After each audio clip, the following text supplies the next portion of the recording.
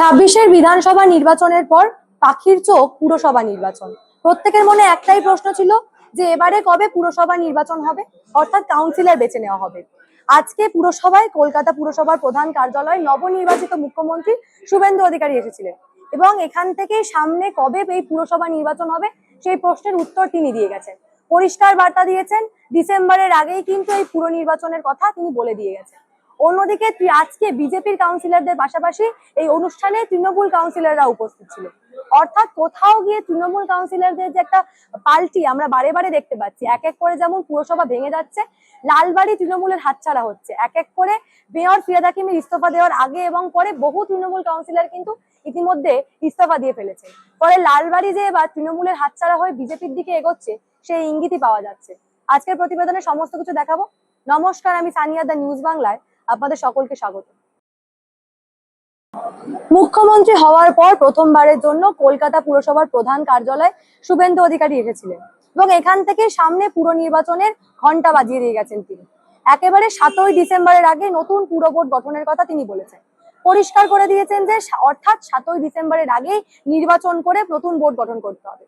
আপনারা প্রত্যেকে জানেন, কদিন আগে কলকাতা পুরসভার প্রাক্তন মেয়র ফিরহাদ হাকিম তিনি ইস্তফা দিয়েছিলেন এবং ইস্তফা দেওয়ার পরেই বর্তমানে পুরসভার দায়িত্বে একটি প্রশাসককে দেওয়া হয়েছে।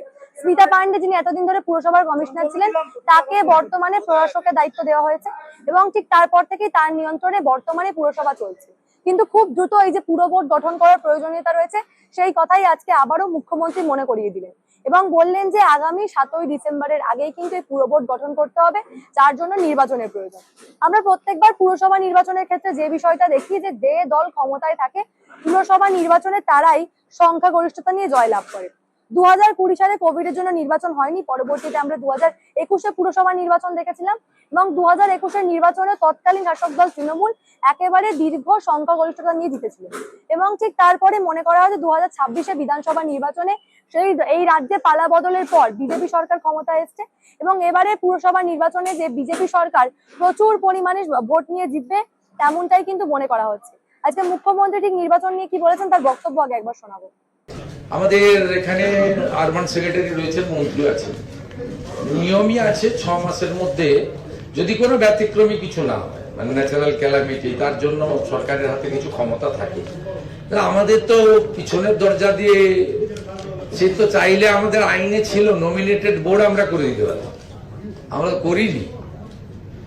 আমরা ইন্ডিয়ান অ্যাডমিনিস্ট্রেটিভ সার্ভিসের একজন আধিকারিককে, যিনি এখানে কমিশনার হিসেবে কাজ করার অভিজ্ঞতা রয়েছেন, তাকেই প্রশাসক করেছি। আমাদের গভর্নমেন্ট বা আমাদের দলের নীতি খুব স্বচ্ছ, আমরা নির্বাচিত বোর্ডের হাতেই দিতে চাই এবং আমরা, আপনি লক্ষ্য করবেন আমাদের ইউডিএমএ ডিপার্টমেন্ট থেকে মাননীয় মন্ত্রীর নির্দেশে আমাদের প্রধান সচিব তিনি যে অর্ডার ইস্যু করেছিলেন তাতে যারা এখানে মেজরিটি ছিলেন দিদেন টাইম, তাদেরকে স্কোপ দেওয়া হয়েছে 72 ঘন্টার মধ্যে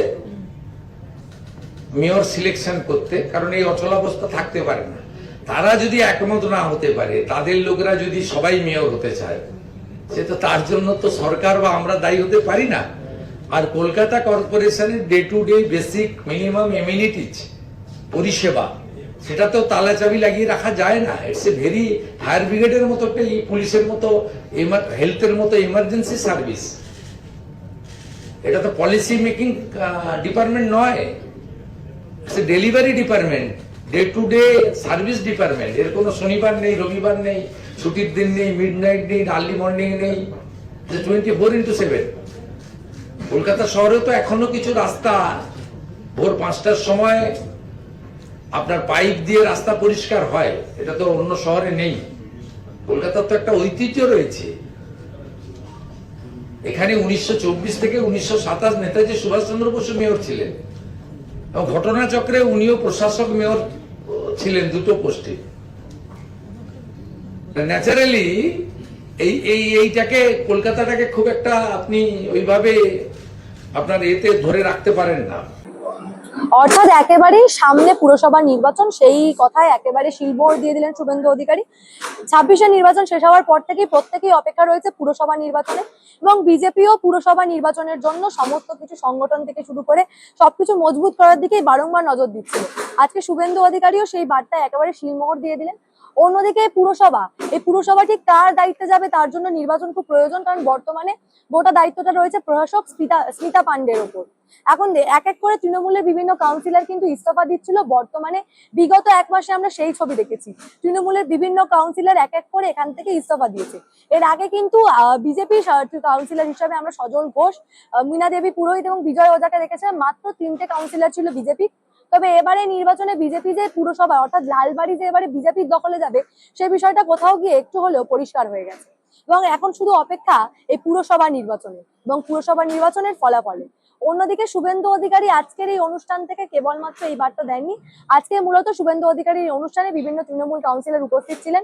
একেবারে অনন্যা বন্দ্যোপাধ্যায় থেকে শুরু করে তৃণমূলের মহিলা কাউন্সিলর প্রত্যেকেই কিন্তু শুভেন্দু অধিকারীর এই অনুষ্ঠানে হাজির ছিলেন, এবং কোথাও গিয়ে যে তৃণমূলের কাউন্সিলররা বর্তমান সরকারের পাশে দাঁড়াতে চাইছেন এবং নতুন নির্বাচনের ক্ষেত্রে তারা সুযোগ একদিকে সরকার পক্ষের পাশেই থাকতে চাইছেন, সেই বার্তায় কিন্তু আমরা আস্তে আস্তে পাচ্ছি, কারণ তৃণমূলের বিভিন্ন কাউন্সিলর একাধিকভাবে কিন্তু শুভেন্দু অধিকারীর এই পুরসভার প্রোগ্রামে ছিলেন এবং সেই বার্তাই দিয়েছেন। অন্যদিকে যদিও তৃণমূল কাউন্সিলরের বিরুদ্ধে একাধিক অভিযোগ বারে বারে উঠে আসছে, বর্তমানে অনন্যা বন্দ্যোপাধ্যায়ের বিরুদ্ধেও কিন্তু অভিযোগ উঠে আসছে, তবে সব মিলিয়ে সামনের নির্বাচন অর্থাৎ পুরসভা নির্বাচনের ক্ষেত্রে আজকের এই অনুষ্ঠান এবং প্রত্যেক তৃণমূল কাউন্সিলরের হাজিরা কিন্তু অত্যন্ত গুরুত্বপূর্ণ বলেই মনে করা হচ্ছে। এবং এই পুরসভা নির্বাচনে আগের কাউন্সিলররাই যে আবার টিকিট পাবেন তারও কিন্তু কোনো গ্যারান্টি নেই। এখনো পর্যন্ত রাজনৈতিক মহলে এই বিষয়ে আলোচনা চলছে। এই বিষয় নিয়ে আপনারা কি ভাবছেন? আপনাদের মূল্যবান এবং গুরুত্বপূর্ণ মতামত অবশ্যই আমাকে জানাবেন দ্য নিউজ বাংলার কমেন্ট সেকশনে, এবং দেখে থাকুন দ্য নিউজ বাংলা।